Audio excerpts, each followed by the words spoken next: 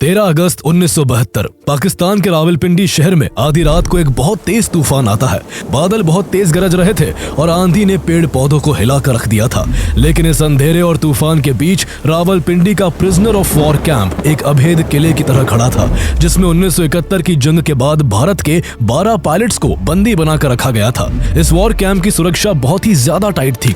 चारों तरफ ऊंची दीवारें थीं, उन पर कांटेदार तार थे और हर मोड़ पर बंदूक थामे पाकिस्तानी सिपाही तैनात थे।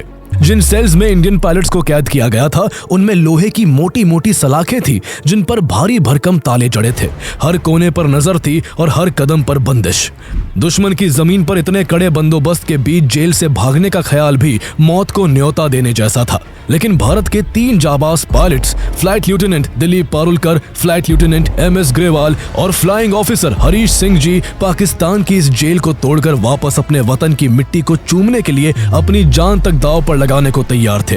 तीनों के पास ना तो कोई हथियार था, ना सही नक्शा और ना बाहर से कोई मदद, लेकिन फिर भी अपनी जान को जोखिम में डालकर ये तीनों कई महीनों से जेल की अंधेरी दीवारों के बीच भागने के एक ऐसे प्लान पर काम कर रहे थे जो पाकिस्तान के इंटेलिजेंस सिस्टम की नींव हिला देने वाला था। 13 अगस्त 1972 की रात जब बारिश तेज हो चुकी थी और अंधेरा घना था, तभी तीनों भारतीय पायलट्स पाकिस्तान की उस सुरक्षित जेल की 18 इंच मोटी दीवार को तोड़कर पाकिस्तानी सिपाहियों की नाक के नीचे से फरार हो जाते हैं। पीछे छूटता है तो सिर्फ दीवार में एक बड़ा सा सुराख, जो पाकिस्तान की सुरक्षा पर एक करारा तमाचा था। ये कोई फिल्मी कहानी नहीं, बल्कि ये एक सच्ची दास्तान है भारत के उन 3 वीर पायलट्स की, जिनकी हिम्मत के आगे पाकिस्तान की जेल भी ढह गई। आइए जानते हैं कि कैसे भारत के ये शेर पाकिस्तान की हाई सिक्योरिटी जेल से भागने में कामयाब हुए और आखिर जेल से भागने के बाद क्या वो वापस भारत की सरजमीन पर लौट पाए या नहीं।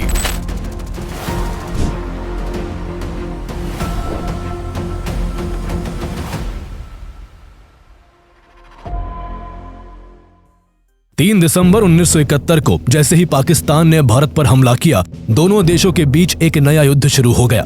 ये युद्ध हर गुजरते दिन के साथ भयंकर होता जा रहा था। दोनों तरफ से जमीनी और हवाई लड़ाई लड़ी जा रही थी। भारत हर मोर्चे पर पाकिस्तान को पछाड़ रहा था। लेकिन इस बीच हवाई लड़ाई में लाहौर के ईस्ट में मौजूद जफरवाल शहर के एक वॉच टावर से भारतीय वायुसेना को सबसे ज्यादा नुकसान पहुंचाया जा रहा था। ऐसे में इस टावर को तबाह करने की जिम्मेदारी आदमपुर बेस के 26 स्क्वाड्रन के फाइटर्स को सौंपी जाती है। 10 दिसंबर की सुबह flight lieutenant Dilip Parulkar Sukhoi 7 jet fighter में बैठकर मिशन के लिए उड़ान भरते हैं। उनका निशाना यही वॉच टावर था, लेकिन इससे पहले कि वो अपने मिशन को अंजाम दे पाते, जफरवाल के ऊपर उड़ते वक्त एक एंटी एयरक्राफ्ट गन का गोला उनके जेट से टकराता है और जहाज आग की लपटों में घिरकर जमीन की ओर गिरने लगता है। अब पारुलकर के पास बस एक ही रास्ता था, पैराशूट खोलकर किसी भी तरह जान बचाना। उन्होंने ठीक वही किया और पैराशूट की मदद से घायल अवस्था में नीचे उतर आए। लेकिन जहां वो उतरे थे वो दुश्मन की जमीन थी। पारुलकर नीचे गिरने पर पहले ही बहुत चोटिल हो गए थे और तभी उन्हें अल्लाहू अकबर के नारे लगाती हुई पाकिस्तान के लोगों की भीड़ अपनी तरफ दौड़ती हुई दिखाई दी। भीड़ उन पर टूट पड़ी। किसी ने उनकी वर्दी फाड़ दी, किसी ने उनका सामान चुरा लिया। लोगों ने उन्हें इतना मारा कि पारुलकर बेहोश हो गए। युद्ध के ऐसे समय में पाकिस्तान की आम जनता के दिल में भी भारत के लिए इतना गुस्सा था कि अगर पाकिस्तानी अफसर वहां ना पहुंचते तो शायद भीड़ फ्लाइट लेफ्टिनेंट दिलीप पारुलकर की जान ले लेती। पाकिस्तानी सिपाहियों ने भीड़ को हटाते हुए कहा, ये हमारे लिए जिंदा ज्यादा काम का है, इससे हमें जरूरी जानकारी मिल सकती है। इसके बाद सिपाही उन्हें अपने साथ ले गए। पारुलकर को जब होश आया तब वो रावलपिंडी में पाकिस्तानी वायुसेना के बेस कैंप में एक अंधेरी कोठरी में बंद थे। उनके सामने एक पाकिस्तानी अफसर था और एक गार्ड राइफल लिए साइड में खड़ा था। सामने बैठे पाकिस्तानी अफसर ने पारुलकर के होश में आते ही एक कागज उनकी तरफ बढ़ा दिया और कहा, आदमपुर एयरफील्ड का स्केच बनाओ।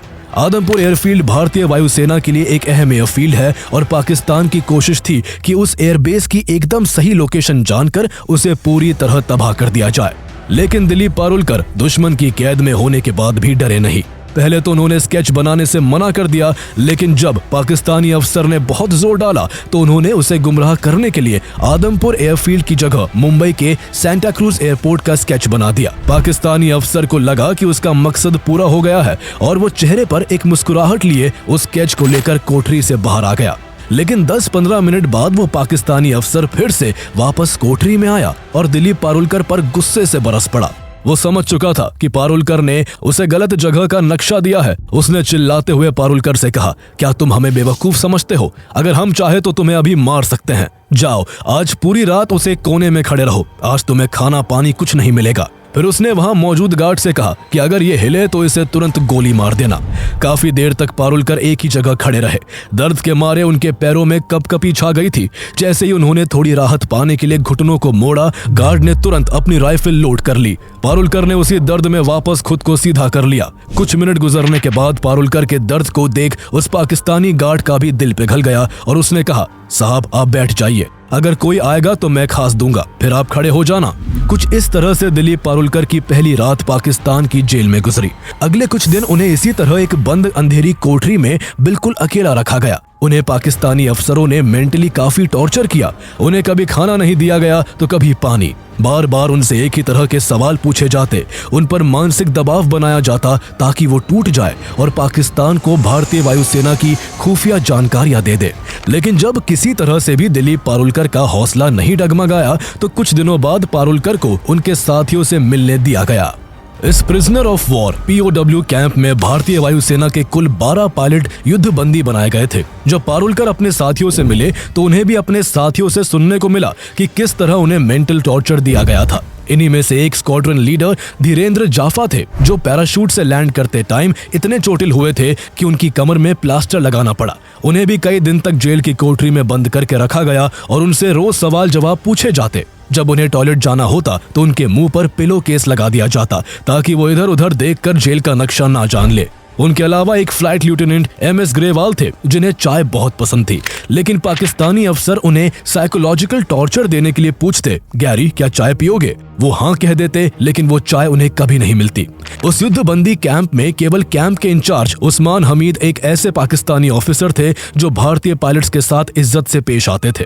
उनसे बाकी पाक अफसर नाराज रहते थे क्योंकि उनका बर्ताव युद्ध बंदियों के प्रति काफी नरम था।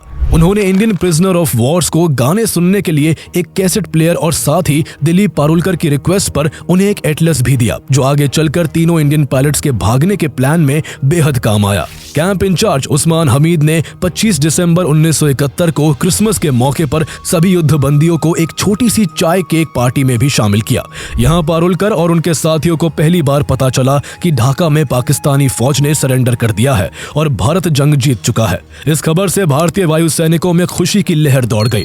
हंसी खुशी के बीच वहां मौजूद सबसे सीनियर भारतीय अफसर विंग कमांडर बनी कोहेलो ने कैंप के इंचार्ज उस्मान से कहा कि हम लोग मारे गए अपने साथियों के लिए 2 मिनट का मौन रखना चाहते हैं और फिर अपना राष्ट्रगान गाना चाहते हैं। उस्मान ने उन्हें इसकी भी इजाजत दे दी। 25 दिसंबर 1971 की उस शाम पाकिस्तानी जेल में जब भारत का राष्ट्रगान गूंजा तो सभी भारतीयों के सीने गर्व से चौड़े हो गए। सबके दिल में भारत की जीत की खुशी थी और उन्हें यह भी उम्मीद थी कि चूंकि पाकिस्तान के 93,000 सैनिक भारत में युद्धबंदी है, इसलिए भारत सरकार आसानी से बहुत जल्द अपने सभी युद्धबंदियों को छुड़ा लेगी। लेकिन फ्लाइट लेफ्टिनेंट दिलीप पारुलकर ऐसा नहीं सोचते थे। उनको पता था कि भारत भले ही जंग जीत गया है, लेकिन युद्धबंदियों की अदला बदली अभी बहुत दूर है। इस काम में कई साल का वक्त लग सकता था और इस बीच अगर भारत और पाकिस्तान के बीच फिर से तनाव की सिचुएशन बनी तो उनका रिहा होना और भी मुश्किल हो जाएगा। इसलिए पारुलकर का मानना था कि जेल में हाथ पर हाथ रखकर बैठने से बेहतर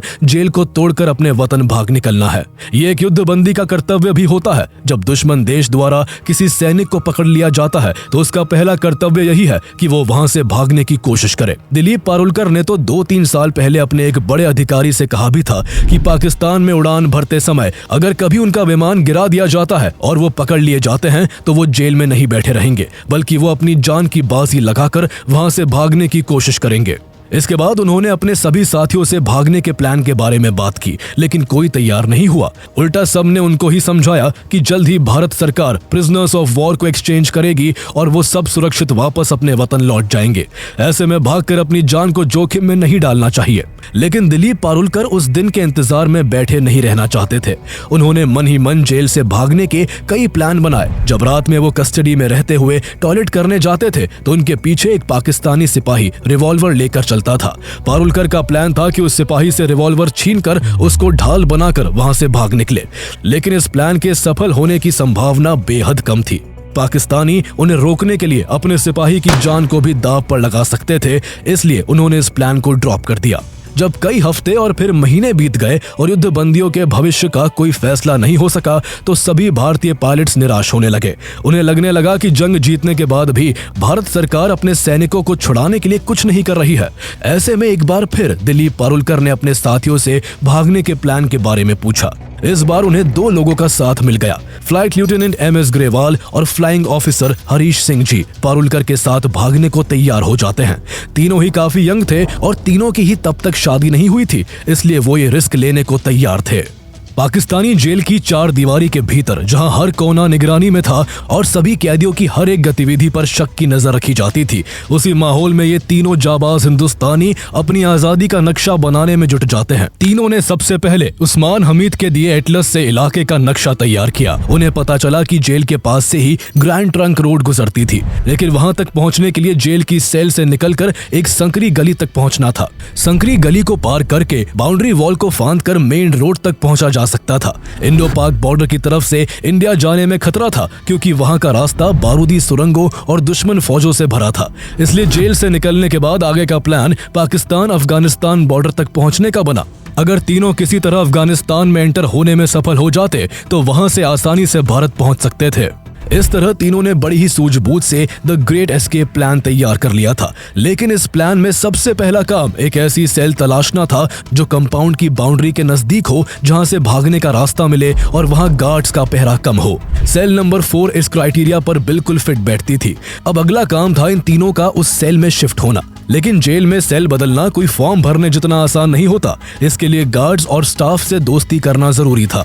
पारुलकर ने अपनी चार्म का फायदा उठाया और जल्दी ही गार्ड से ट्यूनिंग बना ली। अच्छे व्यवहार और थोड़ी सी टिप के चलते पारुलकर अपने दोनों साथियों MS ग्रेवाल और हरीश सिंह जी के साथ उस सेल में शिफ्ट हो गए। सेल नंबर 4 बड़ा था, इसलिए उनके साथ एक और हिंदुस्तानी पायलट विद्याधर शंकर छाटी को भी शिफ्ट कर दिया गया। चाटी भागने के इस मिशन में शामिल नहीं थे, लेकिन फिर भी उन्होंने अपने साथियों की हर मुमकिन मदद की।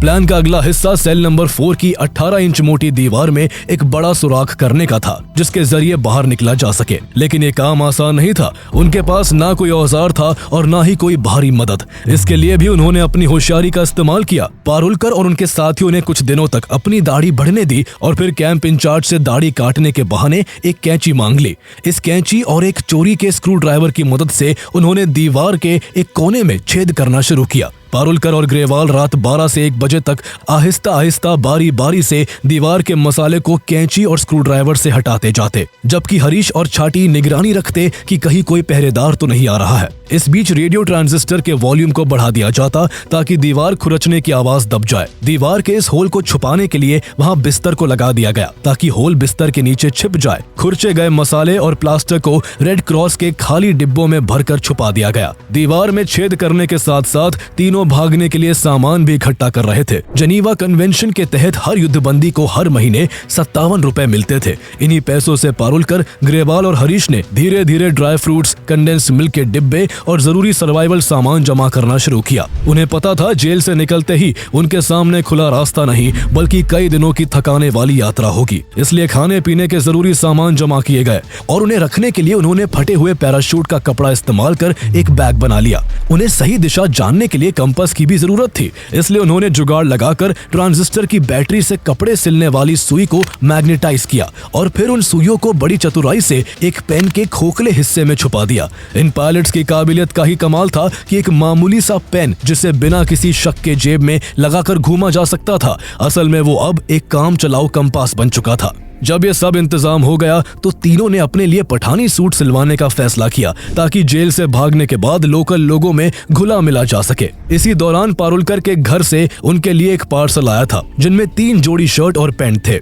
पारुलकर ने जेल में ही एक दर्जी को कुछ पैसे देकर उन कपड़ों से 3 पठानी सूट सिलवा दिए। इस बीच दीवार में सुराख करने का काम भी लगातार जारी था। चारों बारी बारी से इस काम को बड़ी सावधानी से करने में लगे हुए थे। उनके इस काम की कानों कान किसी को भनक तक नहीं लगी। नोटिस न किए जाने के मकसद से वो दीवार के प्लास्टर को रात में ही हटाते थे, लेकिन रात में उनके सेल में लगा एक बल्ब उनके लिए दिक्कत खड़ी कर रहा था। बल्ब की रोशनी में बाहर से देखे जाने का खतरा था, इसलिए उन्होंने उस बल्ब का फ्यूज उड़ा दिया। जेल में बल्ब बदलने के लिए भी एक लंबा प्रोसेस होता था, इसलिए कई दिनों तक ये अंधेरे का फायदा उठाकर अपने काम में लगे रहे। कई दिनों तक काम बिना किसी रुकावट के चलता रहा, लेकिन एक रात जब एमएस ग्रेवाल बेड के नीचे दीवार को खुरचने में लगे हुए थे, तभी अचानक एक गार्ड सेल के दरवाजे पर खड़े होकर अंदर झांकने लगा। बल्ब की रोशनी न होने के बावजूद उसने देख लिया था कि सेल में 4 की जगह केवल 3 लोग हैं। उसने आवाज लगाई, लेकिन बेड पर मौजूद तीनों पायलट सोने का नाटक करने लगे और ग्रेवाल ने भी सतर्क होकर बेड के नीचे काम रोक दिया।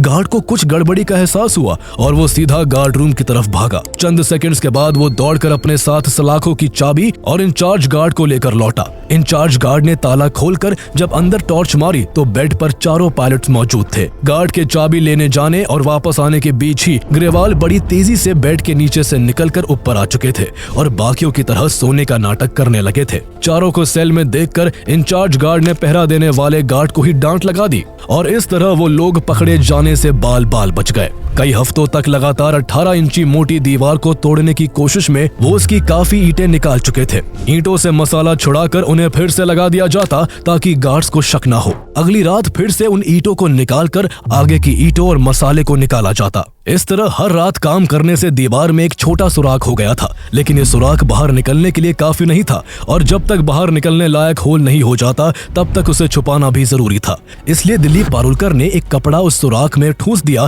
ताकि अंदर का हिस्सा ना दिखे। अगली रात जब पारुलकर फिर से काम पर लगे और उन्होंने जैसे ही ईंटें हटाकर पीछे के प्लास्टर को खरोचना शुरू किया, तभी अचानक किसी ने बाहर से उस छोटे सुराख में लगा वो कपड़ा खींच लिया। पारुलकर की सांस अटक गई। वो तुरंत बेड के नीचे से निकले और अपने साथियों को बताया कि किसी ने बाहर से कपड़ा खींच लिया है। अब चारों की हालत खराब थी। उन्हें डर था कि उनका प्लान अब चौपट हो चुका है और किसी भी पल पाकिस्तानी अफसर उनकी सेल में आने वाले होंगे। लेकिन जब काफी देर तक कोई नहीं आया तो पारुलकर फिर से बिस्तर के नीचे दीवार के सुराख के पास गए। उन्होंने देखा कि सामने बाहर की तरफ बिल्ली खड़ी थी जिसके मुंह में वो कपड़ा था। ये देखकर उनकी जान में जान आई कि कपड़ा किसी सिपाही ने नहीं बल्कि बिल्ली ने खींचा था।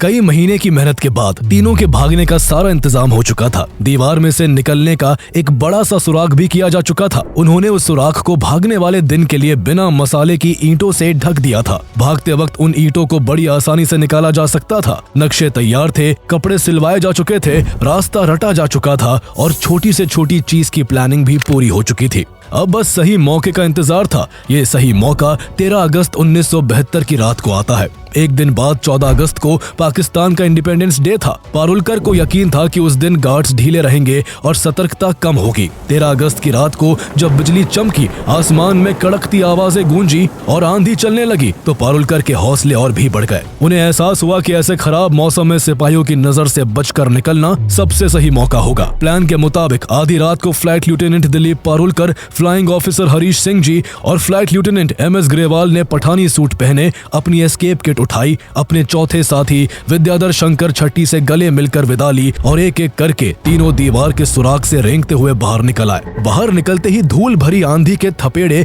उनके मुंह पर लगना शुरू हो गए। वो आगे बढ़कर संकरी गली में पहुंच गए जहां एक गार्ड चारपाई पर धूल से बचने के लिए मुंह पर कंबल डालकर बैठा हुआ था। तीनों संकरी गली से गुजरे। हवा का शोर इतना ज्यादा था कि उनके कदमों की आहट दब गई। कुछ ही पलों में वो जेल की बाहरी दीवार तक पहुंच गए, लेकिन तभी अचानक बारिश शुरू हो गई। बारिश की बूंदों से चौकीदार ने अपने मुंह के ऊपर से कंबल हटाया और चारपाई समेत वायुसेना के रोजगार दफ्तर के बरामदे की तरफ दौड़ लगा दी। इस बीच वो गार्ड उन तीनों को देख नहीं सका और तीनों एक बार फिर से बच गए। पल भर की झिझक के बाद उन्होंने तेज बारिश में दीवार को फांद दिया। जैसे ही उनके पैर जेल से बाहर जमीन पर पड़े, हरीश सिंह जी के मुंह से जोश में एक शब्द निकला, आजादी। हालांकि आजादी अभी करीब 250 किलोमीटर दूर थी। उन्हें पाकिस्तान अफगानिस्तान बॉर्डर तक जाने के लिए सबसे पहले पेशावर पहुंचना था। भीगते हुए वो तेज कदमों से चलकर बस स्टेशन पहुंच गए। वहां से उन्होंने पेशावर के लिए बस पकड़ी और सुबह के करीब 6 बजे तक वो पेशावर पहुंच गए। आगे के रास्ते के लिए तीनों ने तय किया कि वो अपना नाम बदलेंगे और खुद को ईसाई बताएंगे, क्योंकि ना तो उन्हें कलमा पढ़ना आता था और ना ही उनमें से किसी का खतना हुआ था। ऐसे में तलाशी और पूछताछ होने पर पकड़े जाने का खतरा था। दिलीप पारुलकर ने अपना नाम फिलिप पीटर रखा, एमएस ग्रेवाल ने अली अमीर और हरीश सिंह जी ने हैरल्ड जेकब। पेशावर से उन्होंने जमरूद रोड जाने के लिए तांगा किया। तांगे से उतरने के बाद वो कुछ दूर पैदल चले और फिर उन्हें रास्ते में एक लोकल बस मिल गई। बस भरी हुई थी, इसलिए आगे के सफर के लिए तीनों को बस की छत पर बैठना पड़ा। बस की छत पर बैठकर वो सुबह 9:30 बजे तक लंडी कोतल पहुंच गए। उन्हें जेल से भागे हुए अब 9 घंटे से भी ज्यादा हो गए थे और अफगानिस्तान में एंटर करने के लिए उन्हें अब तोरखम बॉर्डर क्रॉस करना था, जो वहां से सिर्फ 5 किलोमीटर दूर था। लेकिन उन्हें तोरखम बॉर्डर तक का रास्ता नहीं पता था और अगर वो वहां का रास्ता किसी पाकिस्तानी से पूछते तो जरूर वो शक के दायरे में आ जाते। उन्होंने अपने मैप में देखा कि तोरखम बॉर्डर के पास एक लंडी खाना रेलवे स्टेशन है। उन्हें लंडी खाने से होते हुए अफगानिस्तान जाना सेफ लगा, इसलिए वो वहां एक चाय की दुकान पर पहुंचे और वहां काम करने वाले से पूछने लगे कि लंडी खाना यहां से कितनी दूर है। सवाल सुनते ही वहां बैठे लोग उन्हें ऐसे देखने लगे जैसे किसी ने उनसे किसी मुश्किल इंग्लिश वर्ड का स्पेलिंग पूछ लिया हो। किसी को नहीं पता था कि लंडी खाना क्या है और कहां है। असल में लंडी खाना नाम का रेलवे स्टेशन अंग्रेजों के टाइम में 1932 में ही बंद हो चुका था। वहां के बहुत से लोगों ने तो उसका नाम तक नहीं सुना था, लेकिन तीनों भारतीय अफसरों को उस पुराने नक्शे की वजह से वही नाम रटा हुआ था और अब वही नाम उनकी पहचान का भांडा फोड़ने वाला था। जब वो लंडी खाना के बारे में पूछ रहे थे तभी वहां अचानक से एक शख्स आ जाता है। उसने सीधा सवाल तीनों पर दागा, कौन हो तुम लोग, कहां से आ रहे हो और कहां जा रहे हो। पारुलकर ने आगे बढ़कर जवाब दिया, हम पाकिस्तान एयरफोर्स के अफसर हैं, छुट्टियों पर है और लंडी खाना घूमने जा रहे हैं। बदकिस्मती से वो आदमी तहसीलदार का क्लर्क था। उसे ये जवाब सुनकर उन तीनों पर और भी ज्यादा शक हो गया। उसने ताव में आकर कहा, यहाँ तो इस नाम की कोई जगह ही नहीं है। 1971 में जब से इंडो पाक वॉर हुआ था और जब से ईस्ट पाकिस्तान वेस्ट पाकिस्तान से आजाद होकर बांग्लादेश बना था, तब से पाकिस्तान के लोग टूरिस्ट को बड़ी शक की निगाह से देखते थे। यहाँ टी स्टॉल पर जो बहसबाजी चल रही थी उसके चलते वहाँ जरा देर में भीड़ इकट्ठा हो गई थी। उस आदमी ने आगे उन तीनों से कहा, तुम तीनों बंगाली हो ना, जो अफगानिस्तान भाग रहे हो। ये सुनकर तीनों एक झूठी हंसी हंस पड़े। गरेवाल ने उससे हंसते हुए कहा, क्या हम आपको बंगाली दिखते हैं? आपने कभी बंगाली देखे भी है अपनी जिंदगी में? उनके इस जवाब से वो आदमी और भी गुस्सा हो गया और उसने लोकल लोगों की मदद से तीनों को घेर कर वहाँ के तहसीलदार के हवाले कर दिया। जेल से भागे तीनों भारतीय पायलट्स ने तहसीलदार को अपनी झूठी कहानी में फंसाने की खूब कोशिश की, लेकिन तहसीलदार भी उनकी बातों से संतुष्ट नहीं हुआ। वहाँ मौजूद लोगों का गुस्सा गर्माता जा रहा था। तीनों को डर था कि कहीं गुस्से में सब मिलकर उनकी जान ना ले ले। ऐसे में दिलीप पारुलकर ने बचने के लिए बहुत चालाकी से काम लेते हुए कहा कि हम पाकिस्तान एयरफोर्स के एयरमैन हैं। हमने इस वतन के लिए अपना खून पसीना बहाया है और आप हमें इस तरह जलील कर रहे हैं। अगर आपको हमारा यकीन नहीं है तो अभी मेरी बात पाकिस्तान एयरफोर्स के एडीसी उस्मान हमीद से कराइए। ये वही उस्मान थे जो रावलपिंडी जेल के इंचार्ज रहे थे और जो भारतीय युद्ध बंदियों के लिए क्रिसमस का केक लाए थे। उस्मान का नाम सुनकर तहसीलदार चौंक गया। उसने तुरंत उन्हें फोन किया और दिलीप पारुलकर की बात कराई। दिलीप ने सारा माजरा इस तरीके से बताया कि पास बैठे तहसीलदार को कुछ समझ नहीं आया, लेकिन फोन की दूसरी तरफ मौजूद उस्मान हमीद जान गए कि वो तीनों कैंप से भागकर लंडी कोतल आ गए हैं। इसके बाद उस्मान हमीद ने तहसीलदार से बात की और कहा, ये हमारे आदमी है, इन्होंने कुछ गड़बड़ की है, इसलिए जब तक वहाँ हमारे सैनिक नहीं आ जाते इन्हें अपनी हिफाजत में रखो, लेकिन इन्हें कोई नुकसान मत पहुँचाना। उधर 11 बजे रावलपिंडी वॉर कैंप में हड़कंप मचा हुआ था। सेल नंबर 4 में बड़ा सुराख पाकिस्तानी गार्ड्स को अपने गाल पर एक तमाचे की तरह महसूस हो रहा था। सेल के अंदर 4 में से केवल एक वीएस छाटी बचे थे। ऐसे में उन्हें दूर से 2 पाकिस्तानी गार्ड्स की बात सुनाई दी जो कह रहे थे कि इस चौथे कैदी को गोली मार देते हैं, बोल देंगे। चारों एक साथ भाग रहे थे। वो तीनों भाग निकले लेकिन इसे शूट कर दिया गया। ये सुनकर छट्टी के रोंगटे खड़े हो गए। उनका मरना लगभग तय था, लेकिन तभी उन्हें दूर से एक और आवाज सुनाई दी, बड़े अफसरों को पता चल चुका है कि कितने लोग भागे हैं और कितने बचे हैं। ऐसे में हमने उसे मारा तो हम भी नहीं बचेंगे। ये सुनकर छट्टी की जान में जान आई। जेल से भागे तीनों इंडियन पायलट्स को वापस रावलपिंडी लाया गया और उन्हें 30 दिन की सॉलिटरी कन्फाइनमेंट की सजा दी गई। इसके बाद उन्हें रावलपिंडी वॉर कैंप के अपने सभी साथियों समेत फैसलाबाद की जेल में भेज दिया गया। वहां भारतीय फौज के 500 से ज्यादा POWs थे। इसी दौरान भारत सरकार और पाकिस्तान सरकार के बीच प्रिजनर्स ऑफ वॉर के एक्सचेंज को लेकर नेगोशिएशंस तेज हो चुके थे, जिसके चलते दिसंबर 1972 में पाकिस्तान के राष्ट्रपति जुल्फिकार अली भुट्टो ने सभी भारतीय युद्ध बंदियों की रिहाई का ऐलान कर दिया। सभी भारतीय युद्ध बंदियों ने जब वाघा बॉर्डर के पार भारत की मिट्टी पर कदम रखा तो वहां लोगों का जुलूस उनके स्वागत के लिए खड़ा था। वहाँ मौजूद हजारों लोगों ने उन्हें मालाएं पहनाकर और गले लगाकर उनका स्वागत किया। पंजाब के मुख्यमंत्री ज्ञानी जैल सिंह खुद वहाँ मौजूद थे। वाघा से अमृतसर के 22 किलोमीटर रास्ते में उनके स्वागत में सैकड़ों फूलों की झालरें सजी हुई थी। लोगों का प्यार देखकर सभी भारतीय जवानों की आंखों में खुशी के आंसू भर आए। अगले दिन दिल्ली के रामलीला मैदान में उनका भारी भीड़ के साथ स्वागत किया गया। रिहाई के कुछ महीने बाद फ्लाइट लेफ्टिनेंट दिलीप पारुलकर ने वायुसेना प्रमुख पीसी लाल को तोहफे में एक फाउंटेन पेन दिया। पीसी लाल ने फाउंटेन पेन का ढक्कन खोला तो देखा वो एक कंपास था। ये वही कंपास था जिसे पारुलकर और उनके साथियों ने जेल में सुइयों से बनाया था। भारत वापस लौटने के 5 महीने बाद ही दिलीप पारुलकर के माता पिता ने उनकी शादी करा दी। शादी पर पारुलकर को पाकिस्तानी जेल में उनके साथ रहे स्क्वाड्रन लीडर अर्जुन विठल कामत का टेलीग्राम मिला, जिसमें मैसेज था, no escape from this sweet captivity.